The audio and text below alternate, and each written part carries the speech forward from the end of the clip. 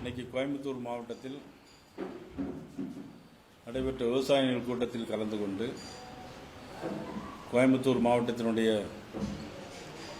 வடக்கு தெற்கு மாவட்டங்களுடைய நிர்வாகிகளை சந்திப்பதற்காக இன்று கோயம்புத்தூர் வந்திருக்கிறோம். வந்தபோது தான் காலையிலிருந்து பல செய்திகள் இல்லை என்று பார்த்தா இன்றைக்கி மிகப்பெரிய ஒரு மோசடி வேலையை தமிழக அரசாங்கம் அரங்கேற்றிருக்கு. கிட்டத்தட்ட 25,000 கோடி ரூபாய் சொத்து மதிப்பு.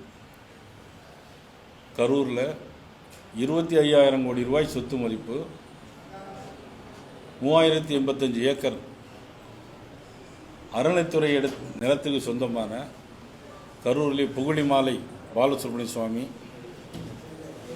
கரூர் கல்யாண பதுமை திருக்கோவில் உட்பட 4 கோவில்களுடைய 3085 ஏக்கர் நிலம் கிட்டத்தட்ட சுமார் 25,000 கோடி ரூபாய்க்கு 9ஆம் தேதி காலையிலேயே கரூர் மாவட்ட கலெக்டர் அலுவலகத்திலிருந்து பரிந்துரைக்கப்பட்டு இணை ஆணையரும் பரிந்துரைக்கப்பட்டு உடனடியாகவே அன்றைக்கே இப்போல்லாம் பட்டா போட்டிருக்க பட்டா வாங்கணும்னாக்கி 1 மாதம் அலைய வேண்டியிருக்கு. ஆனால் அவசரமாக இந்த 3085 ஏக்கரையும் பட்டா நிலத்தை, கோயிலுக்கு சொந்தமான நிலத்தை இன்றைக்கி பட்டா போட்டு கொடுத்துருக்கான்ற செய்தி வந்திருக்கிறது.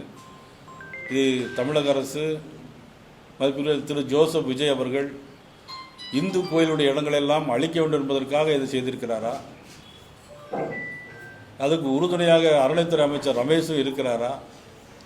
எதற்காக இந்த அவசரம்? உண்மையிலேயே வன்மையாக நாங்கள் கண்டிக்கிறோம். பாரதிய ஜனதா கட்சி சார்பாக வன்மையாக கண்டிக்கிறோம். இதனை தொடர்ந்து நிச்சயமாக இதனுடைய ஆய்வுகளை தெரிந்து கொண்டு மிகப்பெரிய போராட்டத்தை பாரதிய ஜனதா கட்சி இந்து அறநிலைத்துறை இடங்களை மீட்பதற்காக நிச்சயமாக போராடுவோம் என்பதை தெரிவித்துக் கொள்கிறேன்.